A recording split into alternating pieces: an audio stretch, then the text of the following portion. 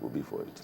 You know, for a lot of people that are watching, they have, well, immense respect for people who come from the private sector, just the way they have had with those in the public sector, because they all speak the same language. And this is how it starts. For some, they say when you finally get in there, perhaps the language will change. Now, let's start looking at from your area of expertise. For those, well, we just experienced some bit of scarcity that has been greatly taken care of now by the government. And they think that for players in the industry, we have always talked about the PIB. We have talked about so many other things that can actually, you know, take off all of this, you know, stronghold in that particular sector to give it time to breathe so that we can have a transparent system. How do you think, you're going to be a lawmaker if it works well for you, do you think that we can get this passes so that we stop talking about issues in the oil sector, in the oil and gas sector, and have a better and a transparent system? Well, thank you very much. Yes, that's my area of specialization, the oil and gas sector. In the past few days, you experienced some seeming shortage and, you know, the appearance of queues at the filling stations. Basically, what's happened in the past few days is that because I still remain the chairman of Dapo, that's the marketers in the country, we have been clamoring for the total deregulation of the industry. But at times, when you weigh that against political considerations, it may be a bitter pill to swallow, particularly at a time like this when elections are around the corner. It may be very suicidal for the president and commander-in-chief to come out and say he's deregulating. But the truth of the matter is, the country cannot continue to bear the burden of a regulated industry. And what has happened is that when you look at what has happened lately in terms of the exchange rate, we import fuel and land at a certain price. The government says, sell at another price. We'll pay you the difference between your landed cost, including your profit, and the price that we've asked you to sell. That difference is what is called the subsidy. Now, there's an agency that superintends that called the PPPRA. There's a template that has been created for this benefit. That template stipulates that the marketers will be paid over a period of time. They will be paid within a period of time, which is actually 45 days. Inbuilt in that is an interest rate and a foreign exchange exposure. What that happens, because this has become so burdensome for government, marketers are not paid for 120 to 200 days. So the interest rate exposure that's captured on the template is not reflected when we are eventually paid. And worse still, we now have a foreign exchange exposure. The template captures maybe 165, but you're actually buying foreign exchange at almost 200. So marketers have been crippled by the burden of these shortfalls to the point where they are owing the bank. So what happened? All their lines in the banks dried up. The banks refused to further open LCs for marketers. Marketers had written several letters to the Minister of Finance explaining the implications of this, that if this continues, and marketers are not able to import and open LCs, there will be no petroleum products. That was exactly what happened. But I'm glad to say that the Honorable Minister of Petroleum intervened.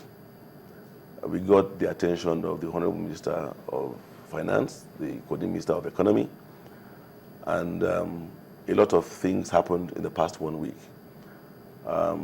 Vessels are beginning to come in, and I'm sure that you will see that the lines will begin to disappear. However, that is just a temporary solution to a permanent problem. The system has to be deregulated. Is that a permanent solution? That is the permanent solution, because particularly now when the prices of crude is at an all-time low, you will find out that if you deregulate now, there will be little or no subsidy for the government to pay. The government can allow the market forces to determine the prices, perhaps to begin to buy fuel at about 97 naira, which should cover the costs of the marketers and a little margin.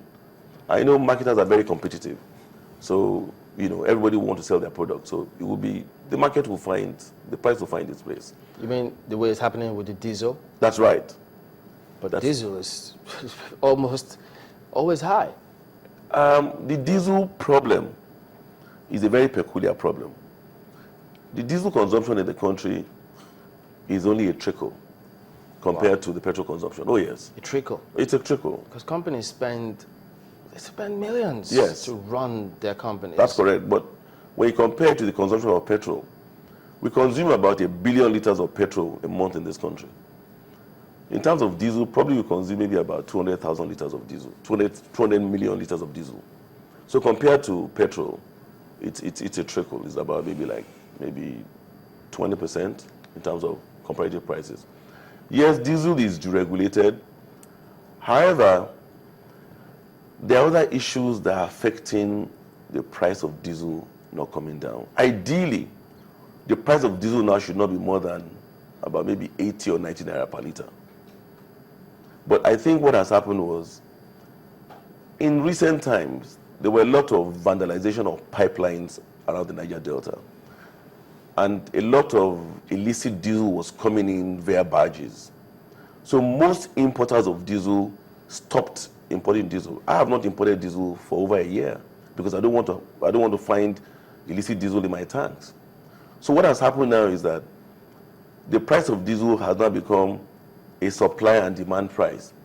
It is not a reflection of the true price of diesel, because most importers of diesel have shied away from it because they do not want to be a part of processing diesel that's finding its way from broken pipelines in Niger Delta.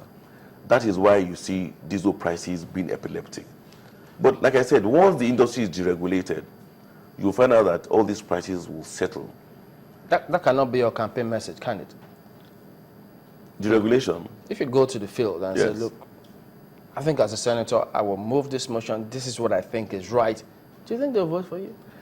I think that I will convince my people to vote for me and support deregulation, because I will allow them to appreciate the fact that once the industry is deregulated, the funds that presently are going towards paying subsidy can actually be used for other social services, which the federal government is struggling with right now. I'll tell you, I come from Ogun East, the Jebus. There's a particular part of my senatorial district called Ogun Waterside. When I started my campaign, I went there. And when I go to these locations, I ask them, what can I do for you? So at least I can understand what their basic needs are, as against what I want to prescribe for them. One spokesman got up and said to me that this Ogun Waterside, they're convinced that it's the last place that God created. That God must have created the entire universe, was about to go to bed, and realized there was still a parcel of land left somewhere there, and then just threw a couple of humans there and never looked back. Why was that description so appalling? Because these guys do not have good roads. They have not had electricity for over 10 years. Their children, I think they probably have the highest number of orisas I've ever seen. Hospitals, they are such a pitiful local government. I had to personally say to them, I will ensure that electricity is switched on here before my elections. Without sounding like I'm campaigning on TV, I make bold to say that I called the Ibadan Disco to look into their problems. They gave a bill that was quite a bit. I underwrote and made a capital contribution of 50 million naira to provide electricity for these people, which is not my responsibility. It's not the responsibility of a senator to be electricity. But I had to do that because these are the things that are responsibilities of an administration that are not able to grapple with because they're spending so much money on subsidy. If you look at what the marketers are asking for, we're asking for about $3.5 billion to be paid to us this week. $3.5 billion. I mean, that's monies that can be deployed towards providing basic social services to the people, be it electricity, be it their roads. And when you don't have electricity, nobody is incentivized to have any factories or any industries in the area. As such, there's no employment. So you can imagine the ripple effect of all these subsidy payment and all that. So I'm sure that if we educate our people are not, they're not terrible people. They're very understanding. How far removed from, from, will I say, rural communities, do you think that people in the private sector are? Please repeat that question. How far removed do you think the people in the private sector? For instance, you just said that, you went to that local government. Perhaps you would never have gone there if you were not campaigning for elections. Or, and there are many more people like him. People who say that there's so much more that, say the elites in this country can offer to the rural communities if only they would stop by and look. Well, that's why I say that the more of us that participate in this process, the better Nigeria will be. Like you rightly said, I would never have dreamt that a people would describe themselves like that. This process has afforded me the opportunity to actually see the plight of our people and how basic their needs are. I think we need to encourage many more of our private sector players to go to the hinterland, to try to identify with our people. They necessarily may not have to print posters like myself, but perhaps they have different CSR programs. They can begin to see how to participate, how to contribute. I mean, we're doing so many things. We're grading roads. I've got a 100 million naira empowerment scheme going on right now for market women, artisans. And if you see the way they are fighting over those forms, it tells you how basic the needs of our people are. I'm sure that there are so many other Dapo Abioduns in this country that have so much more than they actually need. For me, this has been a very fulfilling experience for me. For me, it's made me feel, it's given me a very deep sense of fulfillment. It's more about giving back for me and offering myself to service of the people. Because, I mean, for crying out loud, I'm not going into public service because I am lacking. I'm very grateful that God has blessed me immensely. And I think this, for me, is an opportunity to give back. We can all give back in different ways. We don't have to literally go and contest elections, but we can go back, adopt communities, identify with what their problems are, and see how we can help ameliorate, their situation.